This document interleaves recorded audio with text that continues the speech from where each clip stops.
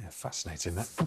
Next, the work of a roads policing officer is both fast-paced and at times very dangerous. But despite huge obstacles, one officer is determined to keep doing the job he loves.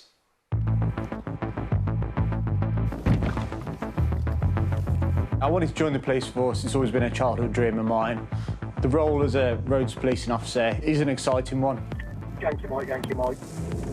PC Mark Woodcock is a roads policing officer at West Midlands Police. Today, he's on duty with PC Luke Jemson.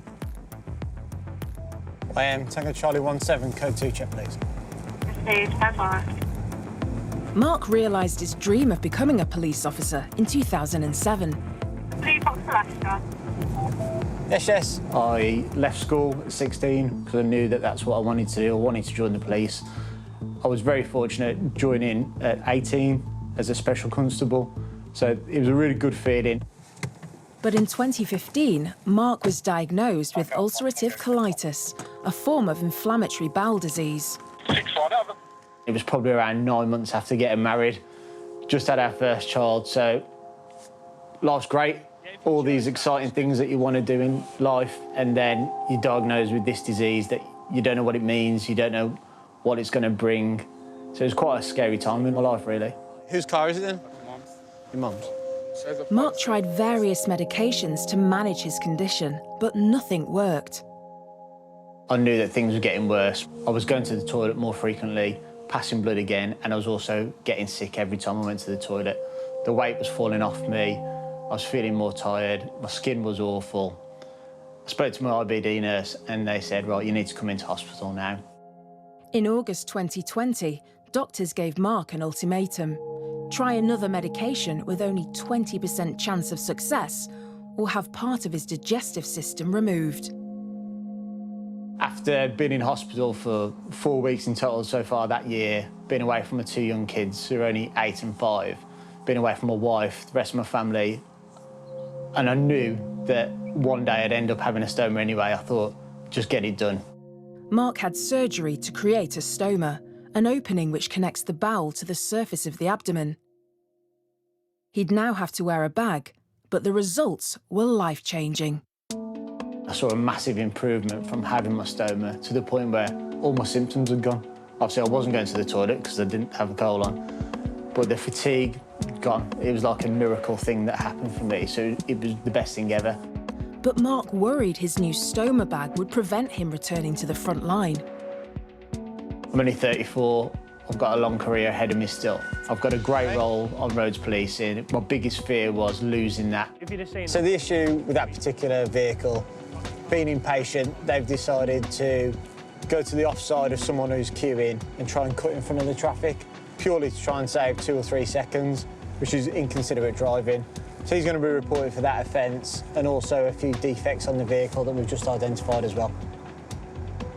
People driving in an inconsiderate manner, excess speed, on their mobile phones, being drunk, drugged up, not wearing seatbelts, those kind of offences will lead to deaths on the road, so we do try and tackle them head on. During his recovery, Mark found a fellow officer on Twitter living with the same condition. I found somebody called Colitis Cop, and he's the one who told me everything I needed to do. Colitis Cop wore a titanium armoured plate to protect his stoma bag while on duty. This year, West Midlands Police paid for a similar plate for Mark, so he could return to the front line. It means a great deal to me that West Midlands Police have invested the time and the money into keeping me front line. I've been able to carry on life as normal, which is the whole point of having a stoma. You get your life back. Thank you. Once again, when you get a second, would you mind taking a look at log 2097 of the staff? It looks a bit rushed, doesn't it? Now Mark is helping others with colitis through his own Twitter account, Stoma Cop. Colitis Cop, he kind of inspired me, gave me that drive to get back to work front line, and I thought, what a great way for me to try and help somebody else. Mark's colleague, Luke, was inspired by him to join the police after his colitis diagnosis forced him to leave the army. So I was first diagnosed when I was 18. I'd fallen ill just before I was about to be deployed to Afghanistan. and I literally felt like my world had stopped. And I know that sounds quite dramatic, but when someone tells you your dream is over, you're going to pack your bags and go home. Just that terrifying thought of what next. Yeah, we're going to search you, mate. Luke had always planned to join the police after his army career, but he worried he wouldn't be able to with his condition. Then he found Stomacop.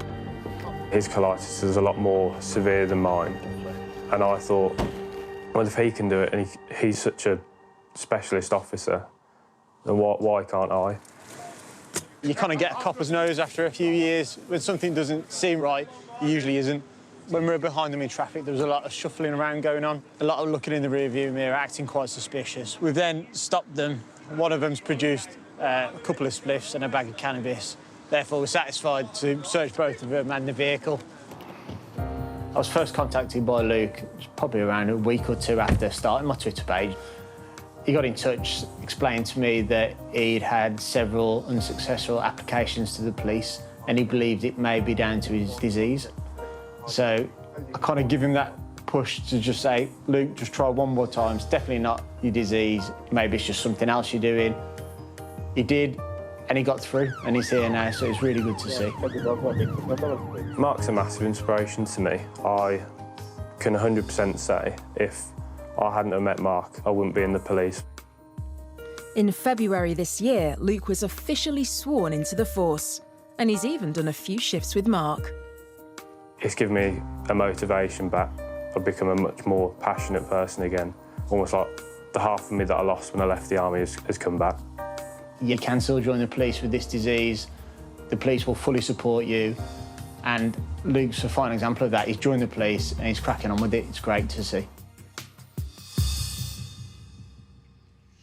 How brilliant is that? And PC Mark Woodcock joins me in the studio now. Mark, thanks so much for coming in this morning. It was great to watch that film there. So inspirational. You know, you've done some great work. You talk in the film about the metal plate that you wear. You've brought it in this morning. Yep, it's here. Tell us how it works. Yeah, so it's a titanium plate that's imported from America from a company called Ostomy Armor. It was originally designed for the military. What it does, I place it over my stoma bag and then put my stab vest on top of that. So it gives me that extra layer of protection when doing frontline duties. So does it feel like it makes a real difference day to day? Were there certain things that you weren't able to do before the belt that you feel more comfortable doing now? Yeah, definitely. Obviously, being frontline, it comes with obviously the dangers of what we have to do, getting hands-on with people. So for me, it kind of gives me that reassurance that I might not break my bag or the bag might not come off. Yeah. To start with, it was very uncomfortable, but I've got used to it now after time. So it just becomes like a normal thing that I put on every day. Just part of your uniform that you put on in the morning. Yeah, just a normal part of my PPE, like anything else that we put on. And tell us a bit more about colitis itself and how many people it affects. Yeah, I think it's around 1 in 420 people suffer with inflammatory bowel disease, which is ulcerative colitis and Crohn's. So there are a lot of us out there, more so than I ever knew. I didn't know it even existed until I was diagnosed with it. And this is why it's amazing to raise awareness around it, isn't it, Mark? We heard from your colleague Luke in the film there as well, who felt incredibly inspired by you and you speaking out. Yeah. He was saying how initially he didn't feel like the force might be right for him because of his condition. Yeah. How did it feel when he actually got the job? It was great. I felt really proud of Luke, everything he's accomplished. You know, he's had a hard time for such a young man. But when he spoke to me, I said, Luke, it's probably not due to your colitis. It's probably due to something you're doing on the application. So I spoke with him several times, and I've been there from the application process right until he came on patrol with me for a couple of shifts on roads policing. That must be very rewarding for you as well, Mark, to see that transition, you know, and to see somebody at the end of it with a lot of confidence and looking forward to going to work. Yeah, it's really rewarding to me. I think, like anything, it's really nice to give back. I had the support from my colleagues, supervision at work, my family. So in order for me to kind of progress, it's nice to give back. And your family must be so proud of you. Yeah, they are. They're watching this morning, aren't they? Yeah, they're at school now watching, bless them. My son Ethan and my daughter Evie. So it's really nice. My wife's in the police as well, so very much police family. So And finally, Mark, to anybody who's watching this morning who has a disability and feel that they don't have the confidence to, you know, set a career out in the police force, what would you say to them? Just give it a go. You never know, do you? There are some disabilities which would prevent you being a frontline officer, but there's so many police staff roles within the force that they could do and contribute to the organisation that way. Mark, it's great to speak to you. As we said, you're doing some really inspirational work, and thank you so much for that. Thanks for having me. Great to chat. Thanks, Mark. It's a great story, but the kids should be doing some work at school. It's time now to have a look at what's been coming in on the phones, texts and emails.